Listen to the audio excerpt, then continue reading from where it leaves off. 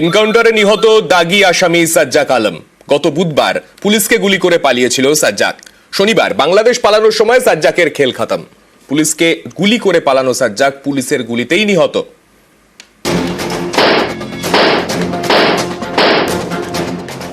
দুষ্কৃতীরা যে গুলি চালিয়েছে এটা আমাদের সকলের উপরে গুলি আছে, এটাকে আমরা ভালো জবাব দেব। যদি কোনো ক্রিমিনাল পুলিশ ফোর্সের উপরে গুলি চালাবে, যদি একটা গুলি চালাবে আমরা চারটা গুলি চালাবো। আমরা এটা প্রতিবদ্ধ আছি এন্ড উইল ডু ইট। পুলিশকে গুলি করা সাজ্জাক পুলিশের গুলিতেই নিহত। শনিবার 7 সকালে এনকাউন্টার। বাংলাদেশে পালানোর চেষ্টা করছিল খুনের আসামি সাজ্জাক আলম, তখনই এনকাউন্টার।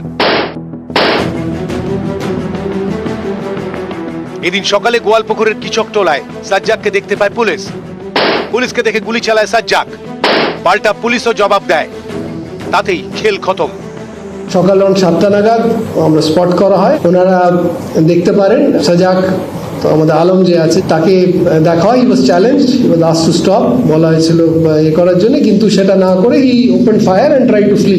তখন পুলিশ রিটালিটরি ফায়ার করে, ওতে ও ক্রিটিক্যালি ইনজার্ড হয়েছে এবং ইনজার্ড হওয়া অবস্থায় ওকে হাসপাতালে নিয়ে যাওয়া হয়। সেখানে কিন্তু হাসপাতালে কিছুক্ষণ পরে ডাক্তাররা ওকে মৃত ঘোষণা করেছেন। 25 বছরের সাজ্জাক আলম উত্তর দিনাজপুরের করণদিঘির বাসিন্দা। খুনের আসামি, 5 বছর ধরে জেলে। বুধবার ইসলামপুর কোর্ট থেকে রায়গঞ্জ কোর্টে যাওয়ার সময় প্রিজন ভ্যান থেকে নেমে পুলিশকে গুলি করে পালায়। সাজ্জাকের গুলিতে 2 পুলিশকর্মী জখম হন। উত্তর দিনাজপুরের গোয়ালপুকুরের এই ঘটনায় শোরগোল পড়ে যায়। বিভিন্ন জায়গায় শুরু হয় নাকা চেকিং। পুলিশের সন্দেহ ছিল বাংলাদেশে পালাতে পারে, কারণ তদন্তে জানা গিয়েছে সাজ্জাককে প্রিজন ভ্যান থেকে পালাতে সাহায্য করে আব্দুল হোসেন। এই আব্দুল বাংলাদেশি দুষ্কৃতী।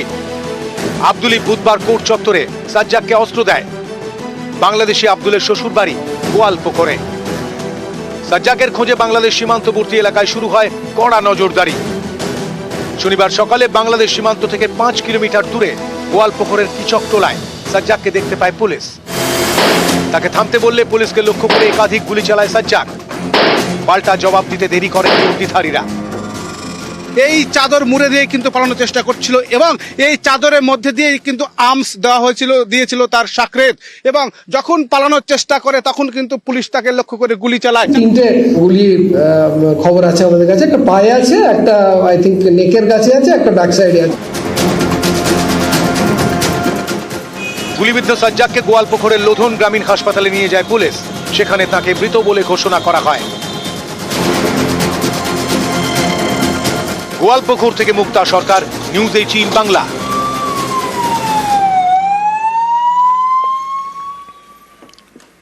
বুধবার পুলিশকে গুলি করে চম্পট, শনিবার পুলিশের গুলিতেই নিহত। এনকাউন্টারে নিহত দাগি আসামি সাজ্জাক আলম।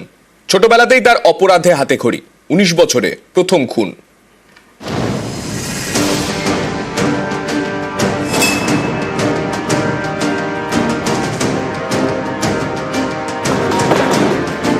প্রিজন ভ্যান থেকে নেমে পুলিশকে গুলি, তারপর চম্পট।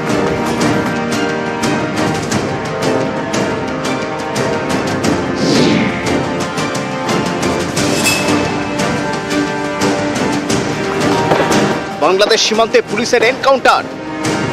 পুলিশকে গুলি করা দাগি দুষ্কৃতীর খেল খতম।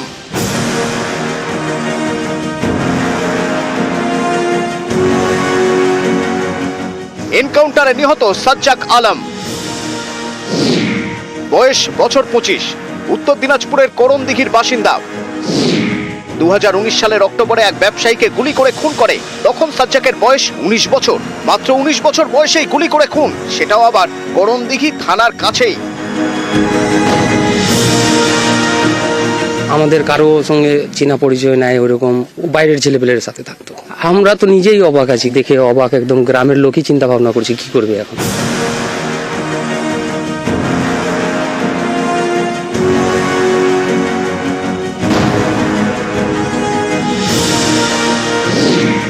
ছোটবেলাতেই অপরাধ জগতে পা, লুট, ছিনতাই, গাড়ি চুরি, নানা অপরাধে নাম জড়ায়। বেশ কয়েকবার পুলিশের হাতে ধরাও পড়ে। তারপরেও সাজ্জাক সিধে হয়নি।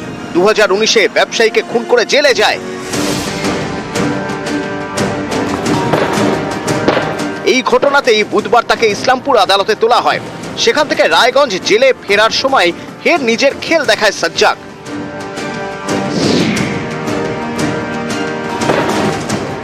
বাথরুমে যাওয়ার নাম করে প্রিজন ভ্যান থেকে নামে, তারপর দুই পুলিশ কর্মীকে গুলি করে পালায়।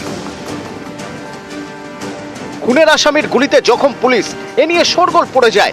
জেলা জুড়ে নাকা চেকিং শুরু করে পুলিশ। বিহার সীমানা এবং বাংলাদেশ সীমান্তে চলে কড়া নজরদারি। শেষমেশ শনিবার বাংলাদেশ সীমান্তের কাছে গোয়ালপুকুরের কিচকটোলায় সাজ্জাকের নাগাল পায় পুলিশ। পুলিশকে দেখেই গুলি চালায় সাজ্জাক, পাল্টা পুলিশের জবাব দেয়, তাতেই দাগি দুষ্কৃতীর খেল খতম। নিউজ 18 বাংলা।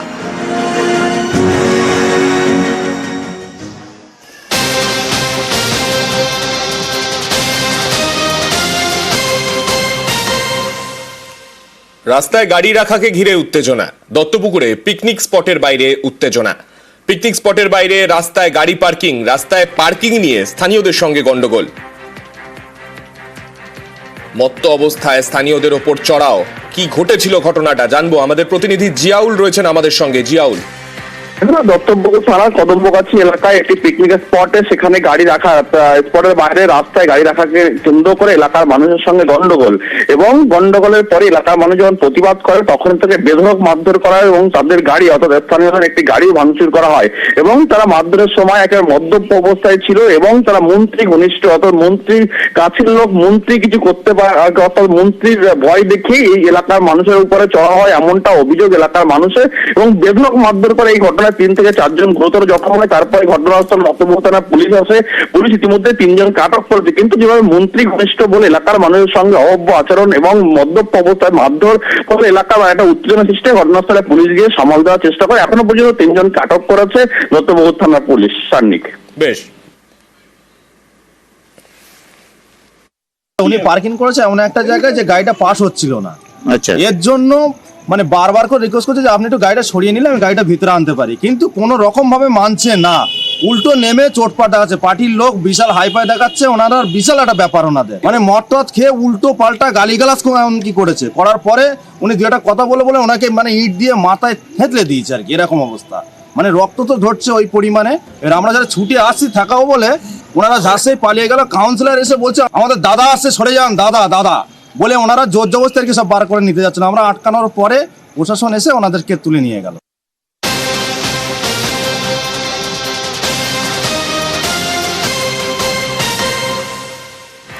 এই মুহূর্তে বড় আপডেটের দিকে নজর রাখবো। সাইফ আলী খানের ওপর হামলার ঘটনায় ধৃত মূল অভিযুক্ত, মুম্বাইয়ের থানে থেকে গ্রেফতার বিজয় দাস।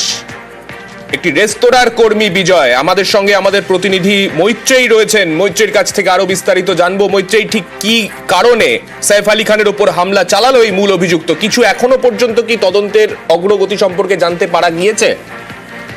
দেখো, এখনো পর্যন্ত পুলিশের তরফ থেকে যেটুকু জানানো হয়েছে যে মূল অভিযুক্ত বিজয় দাস ওরফে মোহাম্মদ ইলিয়াস, এই 3টে নামে কিন্তু এই ব্যক্তি ব্যবহার করতো বলে এখনো পর্যন্ত মুম্বাই পুলিশ জানতে পেরেছে।